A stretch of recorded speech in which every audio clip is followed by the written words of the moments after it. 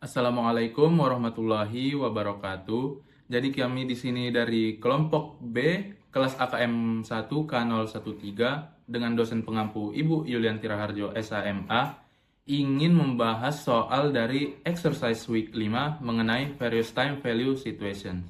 Jadi sebelum masuk ke pembahasan soal, izinkan kami untuk memperkenalkan diri terlebih dahulu. Baik, yang pertama ada Cika Mahela Putri Nugroho dengan NPM akhir 047. Lalu yang kedua ada Prakasa Daniswara dengan NPM akhir 147. Lalu yang ketiga ada Ramadina Saifuzakia dengan NPM akhir 233. Lalu yang keempat ada Anggi Islami Siregar dengan NPM akhir 241. Lalu yang kelima ada Isnania Adawiyah Nisalaya Ali dengan NPM akhir 268. Lalu yang keenam ada Eksya Aristawati Dwi Aryaningrum dengan NPM akhir 410. Baik, di sini saya akan membahas mengenai problems 6.1 mengenai various time value situations. Jadi di sini pada soal diketahui pada tanggal 1 Januari 2022, perusahaan yang LTD menjual sebuah bangunan yang memiliki harga perolehan sebesar 25 juta yen dan akumulasi depresiasi sebesar 10 juta yen pada tanggal penjualan. Sebagai imbalannya, yang LTD menerima notes non-interest bearing sebesar 24 juta yen yang jatuh tempo pada tanggal 1 Januari 2025. Tidak ada harga pasar yang pasti untuk bangunan tersebut dan notes tersebut juga tidak memiliki pasar yang siap. Tingkat bunga yang berlaku untuk notes sejenis pada tanggal tersebut ialah 9%. Jadi di sini pertanyaannya ialah berapa besar keuntungan atau gain dari penjualan bangunan yang harus dilaporkan. Nah, jadi untuk menyelesaikan soal ini, pertama kita harus menghitung book value-nya dari bangunan ini. Jadi harga perolehan bangunan diketahui sebelumnya yaitu 25 juta yen dan akumulasinya ialah akumulasi depresiasinya ialah sebesar 10 juta yen. Sehingga book value-nya ialah sebesar 15 juta yen yang dimana dihasilkan dari 25 juta dikurangi dengan 10 juta. Hasilnya ya 15 juta yen. Selanjutnya, perusahaan menerima note sebesar 24 juta yen yang tidak berbunga dan akan diterima dalam 3 tahun. Jadi karena tidak ada bunga, maka kita harus menghitung present value dari note tersebut menggunakan tingkat bunga pasar yaitu 9%. Jadi di sini rumusnya yaitu ada dua, ada yang metode manual atau dengan melihat tabel. Jadi sini sih kita akan menggunakan metode manual terlebih dahulu. Jadi untuk menggunakan metode manual ialah present value sama dengan future value dibagi dengan 1 plus I yang dimana I merupakan interest, lalu dipangkatkan dengan N yang merupakan periodenya.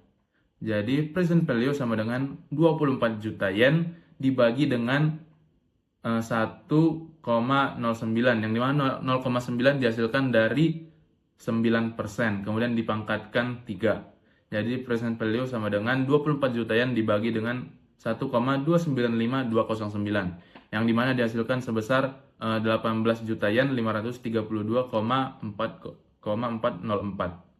Atau kita dapat menghitungnya dengan menggunakan metode melihat tabel, yaitu present value sama dengan future value dikali dengan faktor present value N, I yang dimana N merupakan periode lalu I adalah interest atau bunganya. Lalu present value sama dengan 24 juta yen lalu dikali present value faktor dari 3,9%. Lalu jika kita melihat tabel present value faktor dari 3,9 yaitu di sini ialah sebesar 0,77218. Lalu dihasilkan present value sama dengan 18 juta yen 18 juta 532.230 yen. Lalu karena disuruh mencari gain atau keuntungannya, yaitu kita harus mengurangi dari present value dengan book value-nya. Lalu hasilnya ialah gain sama dengan 18.532.404 dikurangi 15 juta yen yang dimana hasilnya ialah sebesar 3.532.404 yen. Pada soal ini dijelaskan bahwa pada 1 Januari 2022, Yang Ltd membeli 300 obligasi dari Walters Inc. Setiap obligasi memiliki nilai nominal 100.000 yen, sehingga total face value obligasi adalah 30 juta yen. Nah, obligasi ini memiliki coupon rate sebesar 9% dengan jangka waktu 10 tahun dan bunga dibayarkan setiap tahun mulai dari 1 Januari 2023. Namun, tingkat pengembalian yang diminta investor atau yield rate adalah 11%. Karena tingkat pengembalian lebih besar daripada coupon rate, maka harga obligasi akan lebih rendah dari nilai nominalnya, atau disebut bond dijual dengan diskon. Nah, untuk menghitung harga obligasi, kita perlu menghitung dua komponen utama, yaitu present value dari pembayaran bunga dan present value dari nilai nominal obligasi saat jatuh tempo. Pertama, kita hitung present value dari bunga obligasi. Total bunga yang diterima setiap tahun adalah 9% dikali 30 juta yen, menghasilkan 2.700.000 yen per tahun. Nah, karena bunga diterima selama 10 tahun, kita menggunakan present value of ordinary annuity atau PVOA dengan tingkat bunga 11%. Dari tabel faktor diperoleh PVOA 10 tahun dengan tingkat bunga 11% sama dengan 5.889, sehingga present value interest sama dengan 2.700.000 yen dikali 5.889 menghasilkan 15.900.300 yen. Nah, selanjutnya kita hitung present value dari nilai nominal obligasi. Nilai nominal obligasi adalah 30 juta yang akan diterima 10 tahun lagi. Untuk itu digunakan present value factor atau PVF. Nah, lalu dari tabel diperoleh PVF 10 tahun dengan bunga 11% adalah 0,32518, sehingga present value principal sama dengan 30 juta yen dikali 0,35218 menghasilkan 10.565.400 yen.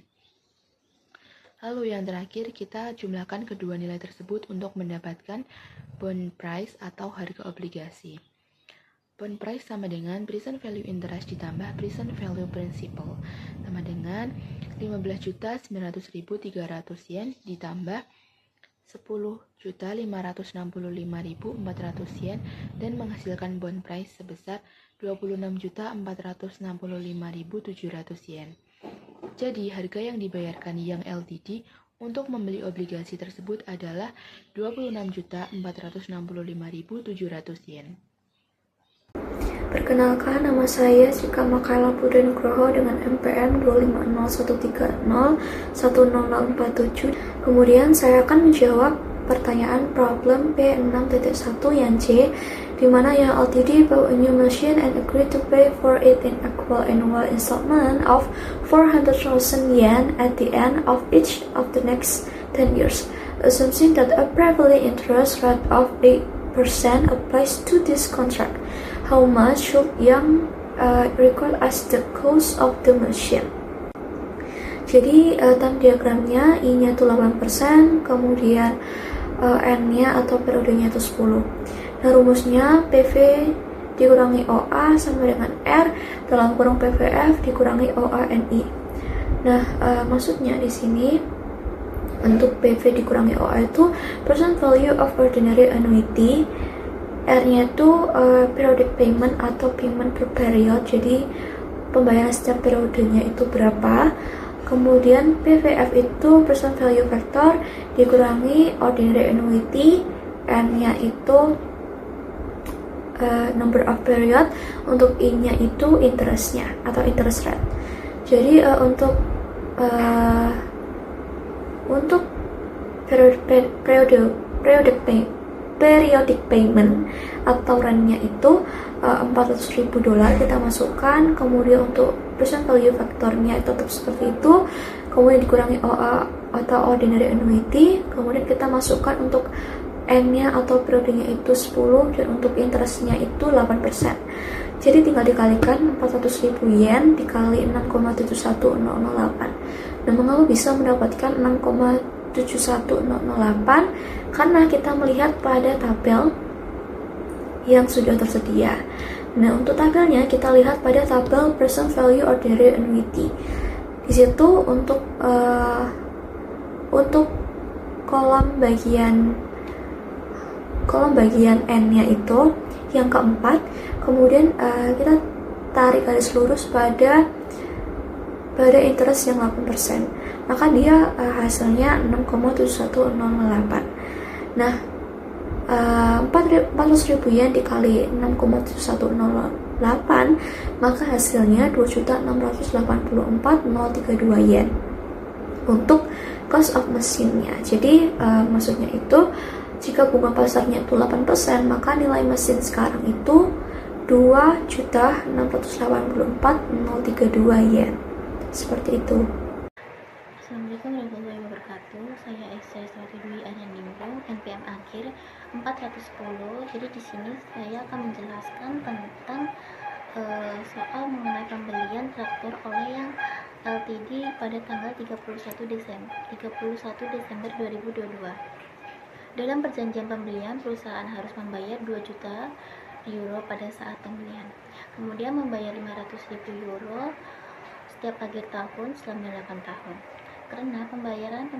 Karena sebagai pembayaran dilakukan di masa depan, maka dalam akuntansi kita harus menggunakan konsep time value of money, yaitu menghitung present value atau nilai sekarang dari pembayaran yang akan dilakukan di masa depan.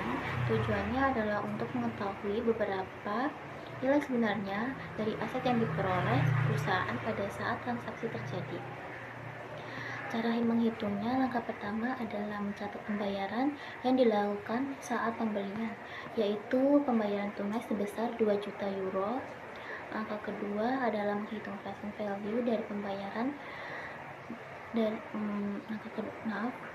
langkah kedua adalah menghitung present value dari pembayaran cicilan tahunan. Cicilan yang dibayar sebesar 500.000 euro per tahun selama 8 tahun. Tingkat bunganya sebesar 12%. Karena pembayaran dilakukan setiap akhir tahun, maka digunakan rumus present value of ordinary annuity. Rumusnya PF sama dengan PMT dikali PF factor on annuity, yang dimana PMT adalah pembayaran tiap tahun, PF faktor annuity-nya sebesar 4.968, maka PV cicilannya sama dengan 500.000 dikali dengan 4.968, jadi totalnya 2.484.000 euro. Jadi menentukan nilai traktornya adalah rumusnya pembayaran tunai ditambah dengan present value cicilan, jadi sama dengan 2 juta euro tadi ditambah dengan 2.484.000 euro, jadi totalnya 4.484.000 euro. Jadi kesimpulan dari soal ini yaitu traktor tersebut harus dicatat pada tanggal 31 Desember sebesar 4.484.000 yang berasal dari pembayaran tunai ditambah dengan nilai sekarang dari cicilan yang ada. Selanjutnya adalah soal yang bagian E, di mana soalnya itu adalah yang LTD ingin menarik 12 juta yen termasuk pokok dari sebuah dana investasi pada akhir setiap tahun selama 9 tahun. Berapa investasi awal yang diperlukan pada awal tahun pertama jika dana tersebut menghasilkan tingkat pengembalian 11%. Nah, di sini kita akan memakai rumus yang namanya present value of an ordinary annuity. Alasannya adalah karena penarikan dilakukan setiap akhir tahun dengan jumlah yang sama. Nah, dari soal tersebut kita juga dapat mengetahui bahwa di mana R-nya itu adalah 12 juta yen, lalu N-nya adalah 9 tahun, dan I-nya adalah 11%. Selain itu, berdasarkan table present value of annuity, faktor untuk 9 tahun dan 11% itu adalah 5,537. Kemudian 5,537 tersebut dikalikan dengan nilai R yaitu 12 juta yen sehingga diperoleh investasi awal sebesar 66.444.000 yen. Baik semuanya, perkenalkan nama saya Prakasa Taniswara. Di sini saya akan menjelaskan mengenai soal P6.2 LO234 Various Time Value Situation untuk soal nomor A. Soalnya yaitu berapakah jumlah pembayaran yang harus dilakukan net Winslow pada akhir setiap 8 tahun untuk mengumpulkan dana sebesar $90.000 pada akhir tahun ke-8 jika dana tersebut menghasilkan bunga 8% yang dihitung secara tahunan. Oke, untuk menjawabnya kita harus tahu dulu tujuan dari soal tersebut, yaitu untuk mengetahui berapa besaran angsuran yang harus dibayar oleh net Winslow agar pada saat akhir tahun ke-8 jumlah uangnya yaitu $90.000 dengan suku bunga 8%. Nah, diketahui periodenya itu 8 periode karena di sini di soal menggunakan tahunan. Lalu diketahui juga future value-nya sebesar $90.000 dan suku bunganya sebesar 8%. Lalu ditanya berapa pokok pinjaman yang harus dibayar agar pada saat akhir tahun ke-8 uangnya menjadi $90.000. Untuk menjawab soal ini kita menggunakan rumus future value ordinary annuity, yaitu rumusnya R kali future value ordinary annuity dengan periodenya 8 dan interest rate-nya 8%. Karena sudah diketahui future value-nya, jadi kita mencari R-nya, yaitu besaran angsuran yang harus dibayar Winslow pada setiap tahun, dan diketahui besaran angsuran yang harus dibayar net Winslow agar pada akhir tahun ke-8 dia mendapatkan agar saldonya dia itu sebesar $90.000 yaitu $8.461,03. Baik, selanjutnya di sini saya akan membahas mengenai problem 6.2 mengenai various time value situation. Jadi di sini pada soal Robert Hitchcock saat ini berusia 40 tahun dan ingin mengumpulkan dana sebesar $500.000 pada usia 65 tahun agar dapat pensiun. Ia berencana menabung dengan melakukan setoran yang sama setiap tahun, mulai dari usia 40 tahun hingga usia 64 tahun. Nah, jika dana tersebut memberikan bunga sebesar 12% per tahun, berapa jumlah setoran tahunan yang harus dilakukan Robert? Jadi untuk soal ini kita diminta mencari jumlah setoran tahunan yang harus dilakukan Robert agar bisa mengumpulkan $500.000 dalam kurun waktu 25 tahun. Jadi karena setoran dilakukan setiap tahun dengan jumlah yang sama, maka kita di sini menggunakan konsep future value of annuity. Jadi pada soal diketahui future value-nya yaitu sebesar $500.000. Lalu ada interest rate yaitu sebesar 12%. Lalu periodenya 25 tahun, yang dimana sebelumnya diketahui yang ingin mengumpulkan pada mulai dari usia 40 tahun hingga 64 tahun, jadi dihasilkan 25 tahun. Nah, rumus yang digunakan ialah future value sama dengan R, yang merupakan R merupakan jumlah setoran per tahunnya, lalu dikali future value factor annuity. Lalu setelah masukkan nilai ke dalam rumus, diperoleh sekitar 149,33408, sehingga jumlah setoran yang harus dilakukan setiap tahun ialah R sama dengan 500.000 dibagi 149,33408, yaitu hasilnya ialah sekitar 3,348,2 $8,2 per tahun. Artinya Robert harus menabung sekitar 3,348 per tahun selama kurun waktu 25 tahun untuk mencapai target dana pensiunnya. Pada soal ini dijelaskan bahwa Diane Rose memiliki $20.000 yang ingin diinvestasikan hari ini dengan tingkat bunga 9%. Tujuannya adalah uang tersebut dapat menjadi $47.347 di masa depan untuk membayar utangnya. Nah, pertanyaannya adalah berapa tahun yang dibutuhkan agar $20.000 bisa menjadi $47.347 dengan bunga 9%. Untuk menyelesaikan soal ini, kita menggunakan konsep future value factor. Nah, rumus yang digunakan adalah future value sama dengan present value dikali future value factor. Langkah pertama adalah mencari nilai future value factor. Dengan rumus FVF sama dengan FV dibagi dengan PV atau present value. Sama dengan 47.347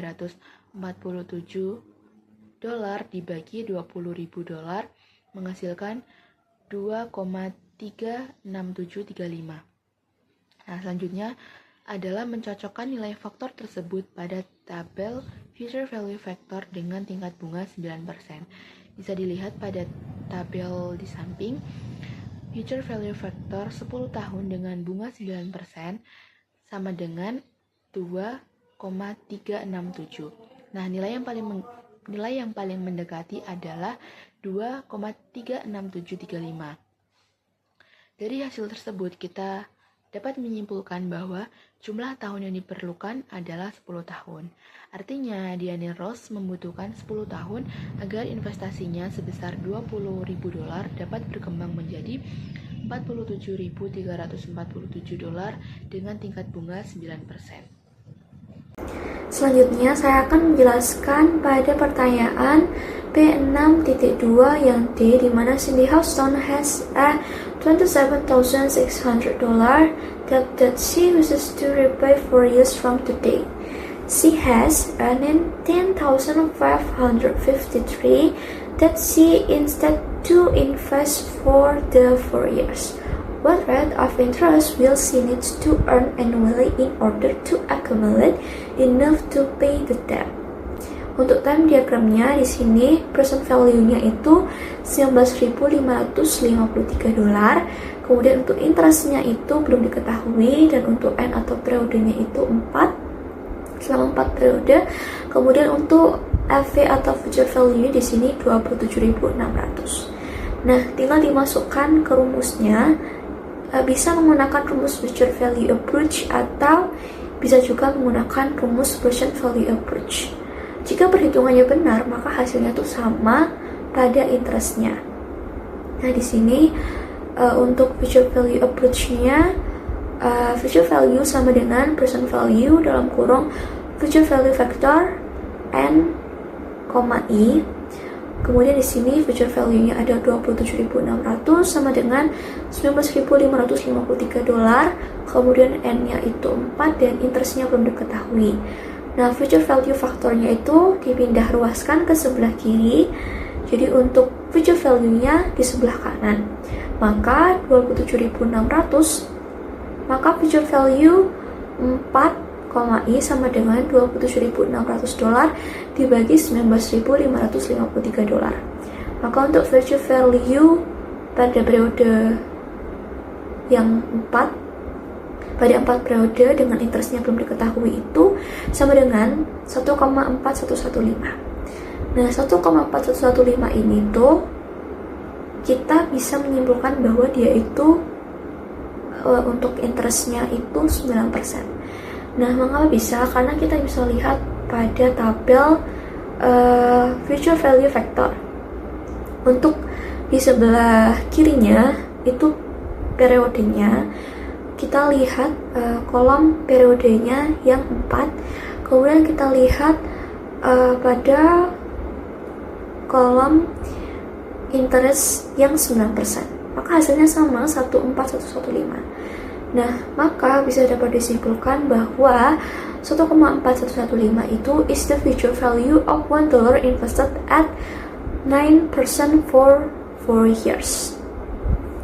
Sama hasilnya pada present value approach, yaitu $1 invested at 9% for 4 years. Seperti itu. Sekian presentasi dari kelompok kami, semoga dapat bermanfaat bagi kita semua. Untuk kurang lebihnya kami mohon maaf. Terima kasih. Wassalamualaikum warahmatullahi wabarakatuh.